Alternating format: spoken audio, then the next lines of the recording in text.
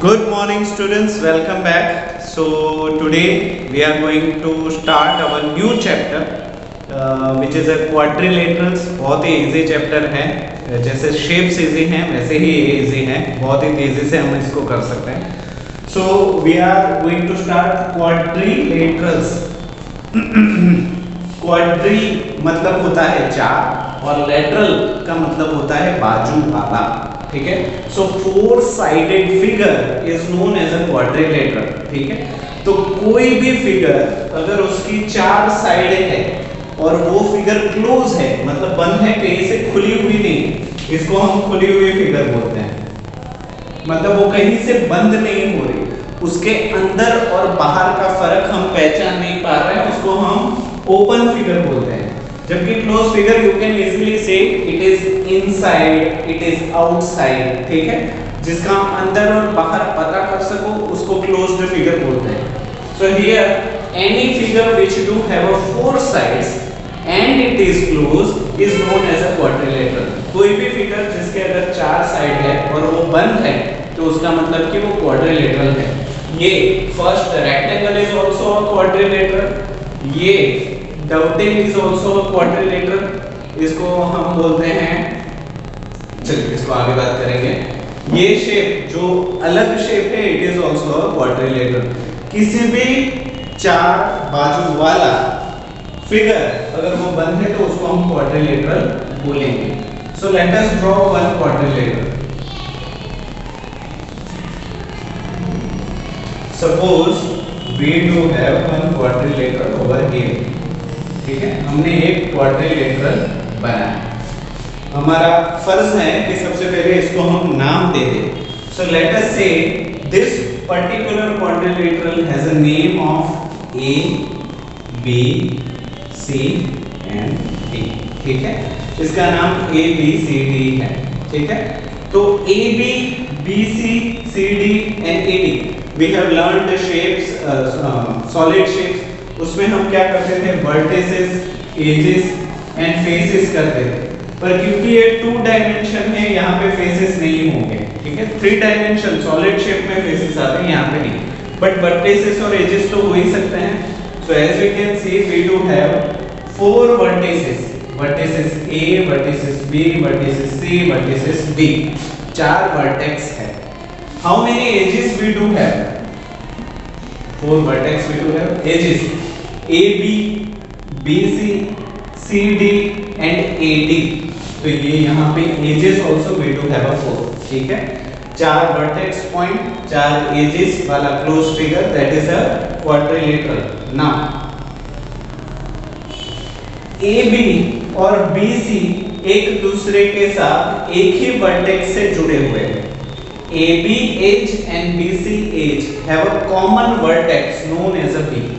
So whenever you do have a common vertex और उस common vertex वाले जो भी दो साइड है वो दोनों पड़ोसी हो जाते हैं. क्या हो जाते हैं? पड़ोसी, आस पड़ोस वाले. So this edge and this edge will be known as adjacent. क्या हम बोलेंगे उसको? Adjacent. क्या बोलेंगे? Adjacent. तो यहाँ पे ये और ये एडजेसेंट हो गए. AB and BC are adjacent. BC and CD are also adjacent. CD and DA adjacent है. DA and AB also adjacent है. इतना समझ में आया? ठीक है. उसी तरीके से कोई भी कॉमन पॉइंट नहीं है. फॉर एग्जांपल AB और CD, तो इन दोनों के बीच में कोई भी वर्टेक्स कॉमन नहीं है. तो जब ऐसी दो side you will have it तो उसको हम बोलेंगे ऑपोजिट साइड. क्या बोलेंगे? Opposite side. अच्छा, इसको ना अलग अलग नाम से बोल सकते हैं. इसको आप साइड भी बोल सकते हो, एज भी बोल सकते हो और आर्म भी बोल सकते हो. आर्म का मतलब होता है हाथ. ठीक है. साइड बोलो, एज बोलो, आर्म बोलो, कभी कभार लाइन भी बोलते हैं. ठीक है. अलग अलग वर्ड्स हैं, वो जैसे जैसे आते जाएंगे यू विल गेट इट. ठीक है. तो एडजेसेंट साइड्स हमें पता चल गए, ऑपोजिट साइड्स हमें पता चल गए. इतनी चीजें समझ में आई. चलो और आगे बढ़ते हैं. ठीक है. 4 साइड्स ओके। एंगल्स की बात करते हैं। ओके चलो, कुछ भी मिटा नहीं रहा मैं। ये क्वाड्रिलेटरल में how many closed angles are there, कितने एंगल ये क्वाड्रिलेटरल बना रहा है। तो आप देखोगे एक तो ये हो गया ए, एक दूसरा हो गया बी, एक तीसरा हो गया सी और एक चौथा हो गया डी। तो इसको अगर हम लिखना चाहे how many angles it forms a quadrilateral, तो हमें ना जो एंगल है ना उसको बीच में लिखना पड़ेगा। फॉर एग्जांपल ये एंगल ए है, वो किसके द्वारा बन रहा है, विच एजेस, कौन सी दो एजेस ए एंगल को बना रहा है। So you will find that as BA and AD, BA और AD के बीच में एंगल A बन रहा है। So this particular angle A, तो एंगल के लिए ना हम ऐसा सिंबल इस्तेमाल करते हैं, this is angle symbol. So angle BA and D, तो ये BAD एक एंगल हो गया, ये वाला first number. Similarly, if you want to write angle B, so how will you write angle B? Angle B कौन-कौन सी एजेस से बन रहा है, CB और BA। तो इसको हम क्या लिखेंगे, एंगल CBA, या फिर इसको उल्टा भी लिख सकते हो, एंगल ABC, दोनों सही है। मेन ऑब्जेक्टिव यही है कि हमारा B जो है वो बीच में आना चाहिए, अगर B एंगल लिख रहे हो तो। उसी तरीके से BAD को हम DAB भी लिख सकते हैं, vice versa. Similarly angle C के लिए what you are going to write, BCD, angle BCD, या फिर इसे उल्टा DCB, एंगल DCB। ठीक है, लास्ट वाला DADC या फिर CDA, एंगल ADC या फिर CDA। So my question is how many angles are there in a quadrilateral. एक क्वाड्रिलेटरल के अंदर कितने एंगल्स होते हैं, तो 4 एंगल होते हैं, A B C and D। पर उसको लिखने के लिए हमें एजेस का सहारा लेना पड़ेगा, साइड्स का सहारा लेना पड़ेगा, लाइन का सहारा लेना पड़ेगा, आर्म का सहारा लेना पड़ेगा। ओके, सो आई होप इतनी चीजें तो आपको क्लियर है। अच्छा, आपको लिखना होगा तो आप वीडियो को पॉज करके लिखना पड़ेगा, मैं रुकूंगा नहीं, ठीक है। सो चलो, फिलहाल तो सारी चीजें समझना ही ज्यादा इंपॉर्टेंट है क्वाड्रिलेटरल में, तो समझ लो एक बार। तो एक बार समझ लिया ना, तो सारी चीजें ऑटोमेटिकली आपको आने लगेगी दिमाग में। फिर से मैं क्वाड्रिलेटरल बना देता हूं, one quadrilateral A B C D। We do have 4 sides AB, BC, CD, AD। We do have 4 angles, angle A, angle B, angle C, angle D। ठीक है। We do have adjacent sides AB, BC adjacent, BC, CD adjacent, CD, AD adjacent, AD, AB adjacent। We do have how many diagonals? Diagonals की बात करते हैं। Diagonals हम कैसे बनाएंगे? We will, अच्छा diagonals बनाने से पहले मुझे आपको opposite angle समझाना पड़ेगा, अभी ध्यान से समझो। We are going to learn adjacent angle and opposite angle। What we are going to learn? Adjacent and opposite। Adjacent का मतलब मैंने आपको समझा ही दिया है, जिसका मतलब होता है पड़ोसी, और opposite का मतलब होता है सामने वाला। ठीक है, तो adjacent sides हमने देखी, opposite sides भी हमने देखी। AB and CD are opposite sides, AD and BC are opposite sides। ये वाली और ये वाली opposite हैं, ये वाली और ये वाली opposite है। Adjacent में AB BC adjacent, BC CD, ये तो हमने बात की है अभी। अभी हम बात करेंगे adjacent angle और opposite angle। कौन-कौन से एंगल पड़ोसी हैं और कौन-कौन से एंगल सामने वाले एंगल हैं। So understand this very carefully। The angles which are made on a same edge, ऐसे एंगल जो एक ही लाइन पे बने हुए हैं, उन एंगल एंगल्स को हम एडजेसेंट एंगल्स बोलेंगे। Again angles which are being made on a same line is known as adjacent angles. So if you see angle A और angle B, ये दोनों एंगल AB लाइन के ऊपर ही बने हुए हैं, हाँ या ना? So angle A and angle B are adjacent angles. Similarly angle B and angle C, ये दोनों BC लाइन के ऊपर ही बने हुए हैं, it is on a BC line, so B and C are also adjacent. Third angle C and angle D, ये दोनों भी सेम लाइन CD लाइन के ऊपर बने हुए हैं, CDH के ऊपर बने हुए हैं, सो C and D are also adjacent angles. Similarly A and D is also on a same line AD, so A and D are adjacent angles. समझ में आ गया? ठीक है। For a quadrilateral if angles are not made on a same line, such angles are known as opposite angles. For example यहाँ पे A जो है वो AB के ऊपर बना हुआ है और C जो है वो CD के ऊपर बना हुआ है, तो A और C दोनों हो जाएंगे ऑपोजिट एंगल्स। क्या बोलेंगे? Opposite angles. A और D को ऑपोजिट एंगल नहीं बोल सकते क्योंकि A और D तो एडजेसेंट है, पड़ोसी है ना, एक ही लाइन पे है। देखो पर देखो A और C ये कहीं से भी एक लाइन के ऊपर नहीं है, so angle A and C are opposite angles. Similar way B और D भी ऑपोजिट एंगल्स होंगे। आई होप इतनी चीजें समझ में आ गई। श्योर? तो ऑपोजिट एंगल्स हमारा हो गया, एडजेसेंट एंगल्स हो गया, एडजेसेंट साइड हो गया, ऑपोजिट साइड्स हो गया, ठीक है। अभी interior and exterior of quadrilateral देखते हैं।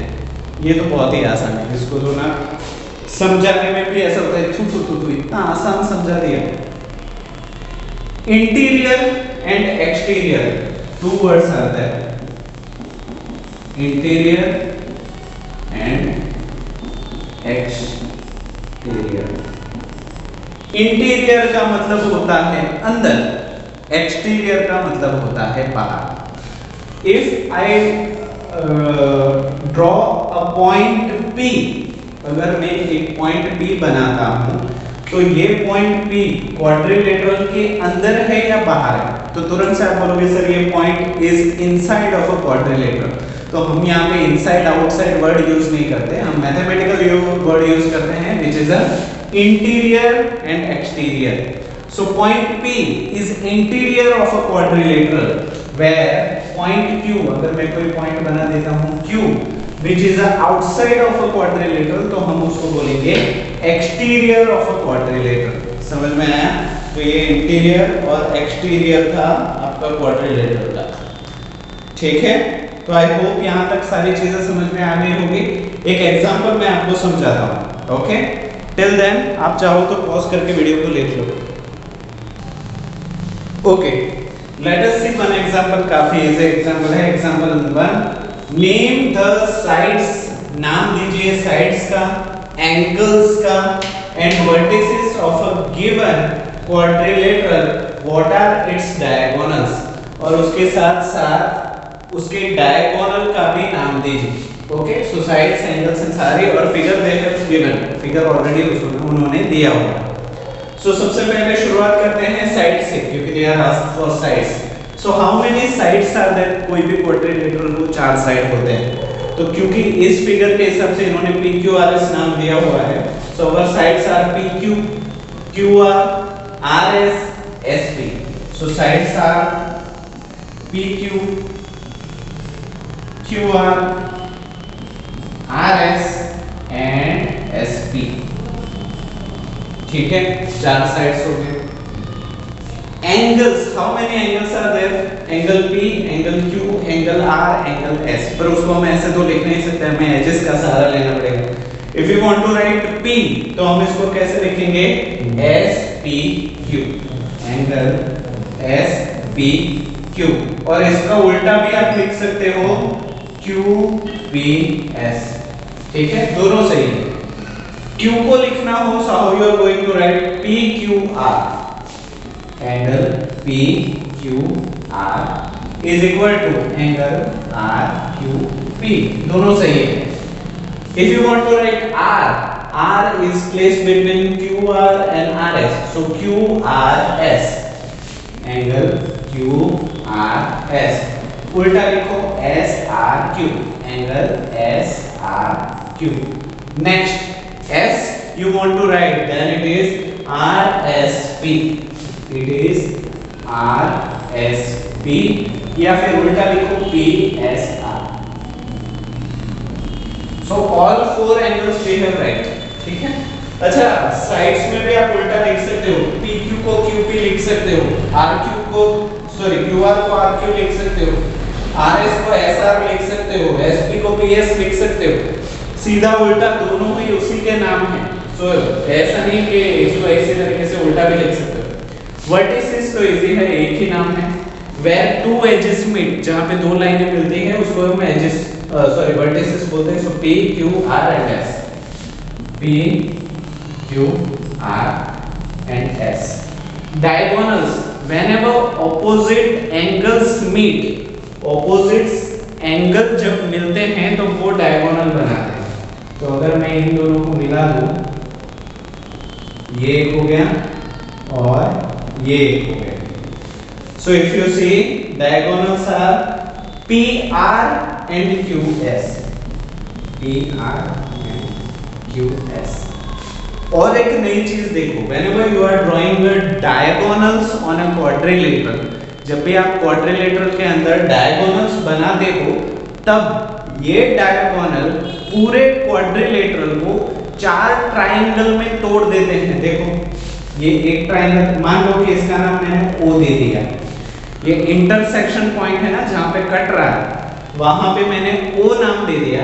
सो if you see, QOR triangle है, ROS ट्राइंगल है, SOP ट्राइंगल है, POQ भी ट्राइंगल है। चार ट्राइंगल हुए, 1 2 3 एंड 4। तो जब भी डायगोनल्स बनते हैं क्वाड्रिलेटरल के अंदर, तो वो क्वाड्रिलेटरल के चार हिस्से करते हैं ट्राइंगल के अंदर। समझ में आया? सारे वो ये सारी चीजें। अच्छा, डायगोनल्स का भी उल्टा नाम लिख सकते हो, PR को RP लिखो, QS को SP लिखो, लिख सकते हो, ठीक है, अगर आपकी विश है तो, वरना एक नाम काफी है। समझ में आया? ठीक है, तो आप चाहो तो वीडियो को पॉज करके लिख लो, हम अभी आगे बढ़ते हैं। Okay, next topic is convex quadrilateral और कॉन्केव क्वाड्रिलेटरल। अब बोलोगे सर मुश्किल से हम क्वाड्रिलेटरल समझ रहे थे, मुश्किल से नहीं, आसानी से समझ रहे थे। तो जैसे कि आप क्वाड्रिलेटरल समझ रहे हो, क्वाड्रिलेटरल में ही दो टाइप बन जाते हैं। तो एक तो हमारा है कॉन्वेक्स और कॉन्केव। क्या फर्क है कॉन्वेक्स में और कॉन्केव में, वो मैं बताता हूँ, बट उसको समझने से पहले one thing you have to understand, जैसे एडिशन मल्टीप्लिकेशन करने से पहले टेबल्स आना जरूरी है, उसी तरीके से इन दोनों टाइप्स को समझने से पहले एंगल्स समझना जरूरी है। So whenever you do have a straight line, एक सीधी लाइन को बिना कोई एंगल बनाए, कोई एंगल नहीं बन रहा, वो सीधी लाइन है, तो वो सीधी लाइन के बीच में कितना एंगल होता है? 180 degree. You have to remember whenever a straight line is there. For example ये मार्कर है, तो ये मार्कर अपने ऊपर 180 डिग्री बनाता है। अ straight line is nothing but a 180 degree, एक सीधी रेखा और कुछ नहीं 180 डिग्री बनाती है। बट व्हेनेवर, अगर यहाँ पे बीच में मैं उस लकड़ी को तोड़ दूं, ठीक है, अगर इस लाइन को मैं तोड़ देता हूं, तो टूटने के बाद इट विल गो डाउनवर्ड, नीचे हो जाएगी, और ये जो ऊपर वाला एंगल है वो 180 से बड़ा हो जाएगा। ठीक है, पहले 180 था, अभी वो तोड़ने के बाद बड़ा एंगल हो गया, so it is more than 180। And whenever you do have a angle which is more than 180, it is known as a reflex angle. क्या हम उसको बोलेंगे? रिफ्लेक्स एंगल, हम उसको बोलेंगे रिफ्लेक्स एंगल। यहां तक चीजें समझ में आ गई? Very good. तो मैं वीडियो थोड़ी देर के लिए रोक रहा हूं, मैं फिर से कंटिन्यू करता हूं। So reflex angle is a angle which is more than 180, 180 से बड़ा एंगल जो भी होता है उसको हम रिफ्लेक्स एंगल बोलते हैं। अब बोलोगे सर 180 एंगल को क्या बोलते हैं, तो हम उसको बोलते हैं सप्लीमेंट्री एंगल, सप्लीमेंट्री एंगल। समझ में आया? सो सप्लीमेंट्री एंगल इज 180 और 180 से बड़ा एंगल को तो उसको हम रिफ्लेक्स एंगल बोलते हैं। ये चीज आप समझ लो, चाहो तो लिख लो पॉज करके। सो हम आगे बढ़ते हैं। अभी तक हमने जितने भी क्वाड्रिलेटरल देखे ना चैप्टर स्टार्ट होने से अब तक, वो सारे क्वाड्रिलेटरल कॉन्वेक्स क्वाड्रिलेटरल थे। कैसे थे? कॉन्वेक्स क्वाड्रिलेटरल थे। तो आप बोलोगे सर ये कॉन्वेक्स क्वाड्रिलेटरल कैसे पता करें कि कौन सा कॉन्वेक्स है और कौन सा कॉनकेव है? तो ध्यान से सुनिए, whenever each angle of a quadrilateral, quadrilateral के हर एंगल ए बी सी और डी चारों की चारों आर लेस देन 180, अगर वो 180 से छोटे हो, तब उन ऐसे क्वाड्रिलेटरल को हम कॉन्वेक्स क्वाड्रिलेटरल बोलते हैं। फिर से again one more time, whenever a quadrilateral is having angle less than 180 degree for each vertex, हर वर्टेक्स के लिए एंगल 180 से कम हो, such quadrilateral is known as a convex quadrilateral. तो यहाँ पे हम कैसे पता करें कि ये 180 से छोटा है या नहीं? यहाँ पे तो कुछ लिखा नहीं है। सो इफ यू सी, लिखने की जरूरत नहीं है। एंगल ए है वो एक्चुअली ये एक स्ट्रेट लाइन है, ठीक है? तो स्ट्रेट लाइन का मतलब 180 होता है, हाँ या ना? तो यहाँ पे तो देखो 180 से काफी कम है और बाद में लाइन बन रही है। Angle A is not at all 180 degree. क्यों? क्योंकि 180 मतलब एक सीधी लाइन होता है, सीधी लाइन तो है नहीं, सीधी लाइन से बड़ा है, ठीक है? So angle A is not greater than 180। अगर बी की बात करें तो बी इज आल्सो नॉट 180 क्योंकि 180 से काफी छोटा है। सी की बात करें तो सी इज आल्सो नॉट 180, सी 80 से काफी छोटा है। डी इज आल्सो नॉट 180, सारे चार के चार एंगल 180 से छोटे हैं, इसीलिए ये कॉन्वेक्स है, ठीक है? ओके। कॉनकेव क्वाड्रिलेटरल कैसे होता है? ध्यान से देखो, बहुत मजा आएगा। आपने बूमरैंग देखा है? बूमरैंग जिसको हम ऐसे डालते हैं ना तो गोल घूम के वापस हमारे ही पास आता है, बूमरैंग बोलते हैं उसको, ऐसे डालते हैं।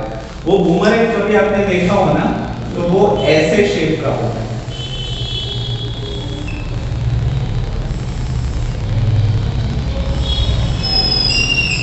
ठीक है? इसको इधर से पकड़ के हम इसको डालते हैं। तो ये हमारा बूमरैंग जो है ना, वही हमारा कॉनकेव क्वाड्रिलेटरल है। आप बोलोगे सर कैसे? इसका कौन सा एंगल 180 से ज्यादा हो रहा है? उसके लिए सबसे पहले तो हम इसको नाम दे देते हैं ए बी सी और डी, ठीक है? सबसे पहले ए एंगल की बात करते हैं, डी ए बी। तो ये तो ऑफ कोर्स 180 से छोटा है, देखने से ही पता चल रहा है, एक लाइन में है।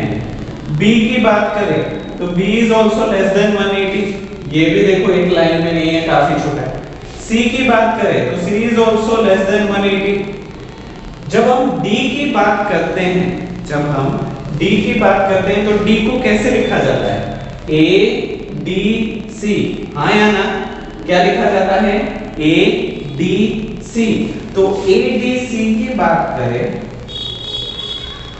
तो ये 180 से कुछ ज्यादा नहीं हो गया? देखो जैसे हमने लकड़ी को तोड़ा था, तो ये वाला तो रिफ्लेक्स एंगल हो रहा